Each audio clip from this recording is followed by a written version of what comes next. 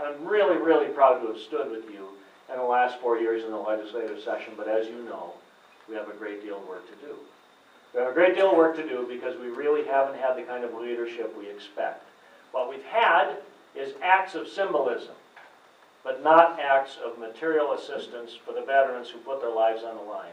I'm so tired of an administration who calls upon veterans to stand and be recognized, but then ignores them after they've stood and been recognized for what really should happen throughout South Dakota, which is a number of specific issues that would allow us to show proper respect for the veterans in South Dakota. That's what we need to do, and that's what you should expect from the next governor of South Dakota.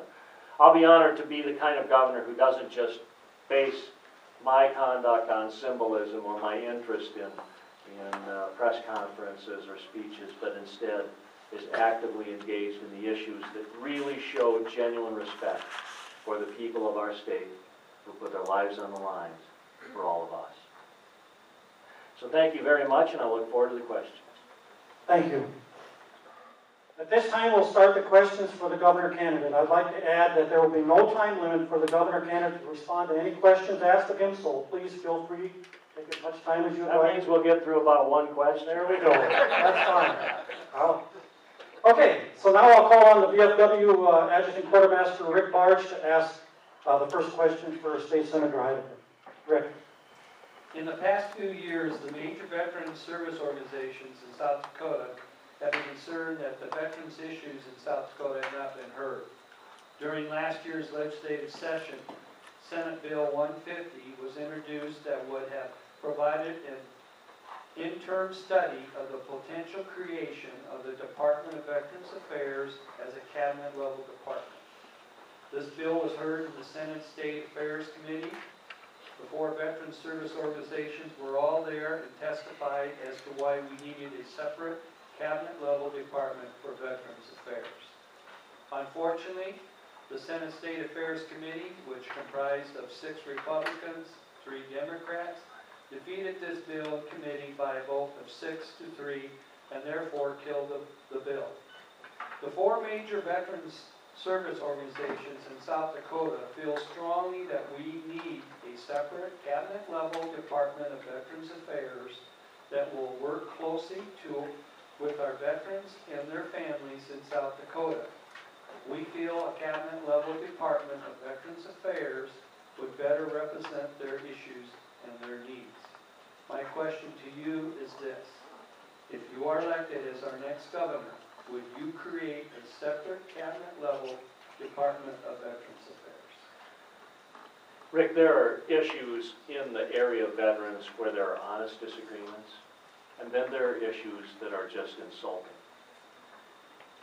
For the veterans organizations in this state to simply make one plea that we have a separate department to watch over and care for veterans' issues, to be rejected by the state legislature is an insult. I was the prime sponsor of that bill, as you remember. That was my bill. That was my issue. And we worked very hard to get bipartisan support, Republicans and Democrats working together. It happens every now and then in Pierre. It happened on that issue in the Senate. I think Dave Knudsen co-sponsored that bill. I wouldn't be surprised if Tom Dempster co-sponsored that bill. We had good bipartisan support, and the bill flew through the Senate. All it did was ask for a study. That shouldn't even be necessary. The governor can do this with the stroke of a pen. The next governor, when I take office in January, it will be item number 1. It will be an executive order, and it will be over. No more need for bills introduced in the legislature. But think of it. We passed the bill through the Senate, and they killed it in the House. They killed a bill just to study if you are entitled to have a separate department to look after Veterans Affairs. What are they thinking? What on earth are they thinking? I just have never understood that, Rick. So anyway, that's my answer. It was a bill I cared passionately about. It's a bill that we worked together on, the organizations in my office, and I saw no reason why there would be opposition to it. Our next question will come from the PVA, Mr. Ken Laughlin. Thank you, Warren.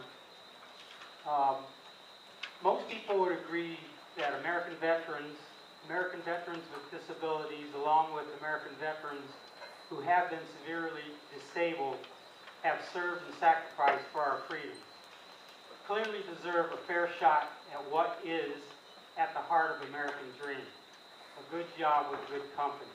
Yet, as we mark the end of National Disability Employment Awareness Month, the unemployment statistics for veterans with severe disabilities is at a startling 85%. So with that, I have a three-part question. First, the state of South Dakota has veterans preference laws. We would like to know if you can tell us how many veterans, including disabled veterans, are employed by all branches of the state government of South Dakota. I cannot. I don't know the answer to that. I can try and get it for you, but I don't know the answer to that. How many vets are employed and how many are disabled? I don't know the answer to that. I do know we have a veterans preference law, and one thing I can tell you is, as governor, I will enforce it. I don't know if everyone here is aware, but my parents were deaf. They were born deaf. I lived in a house with a mother and father with a disability until the day they died. And if there's anybody that's going to be sensitive to the rights of those with a disability, it's me.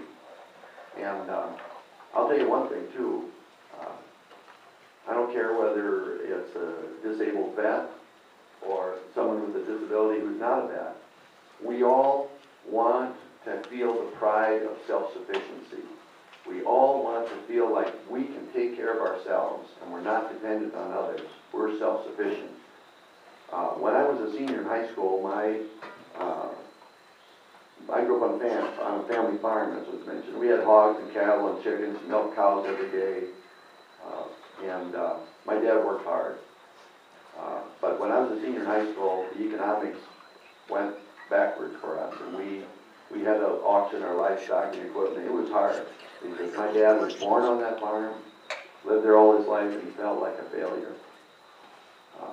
But he had inherited a third of the farm from his parents, and he had bought out his brother and sister, the other 2/3, and he had a farm loan.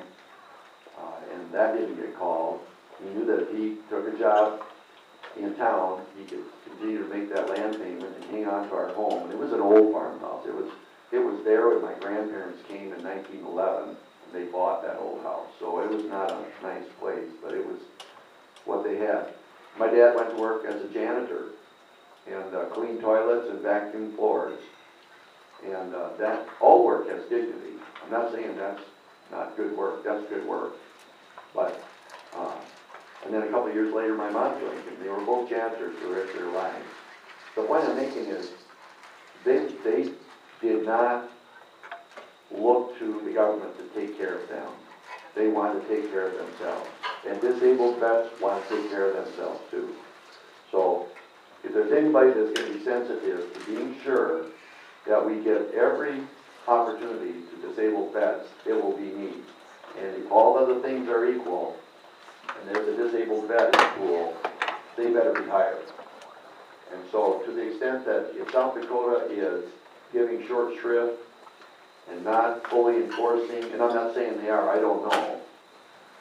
You know, Lieutenant Governor is a part-time job. I've been working at Children's Home Society except for during the session, so I don't know. But if it's not being enforced now, it will be when I'm governor. Any follow-up? Mr. Murphy. I just had one follow-up, and again, maybe because you say you work just under the Brown administration, but they ended up dismissing a service-connected combat disabled vet after 21 years as a director for the Division of Veterans Affairs. They dismissed him for no reason, and they told him either resign or get fired. So again, I'm hoping that, you know, if elected as governor, that you will hold, I guess, to your word, if you will not let something like that happen again.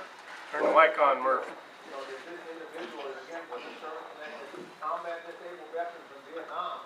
To me, was one of my brothers. And the Round administration dismissed him for no reason. Well, under state law, you cannot dismiss a state employee for no reason.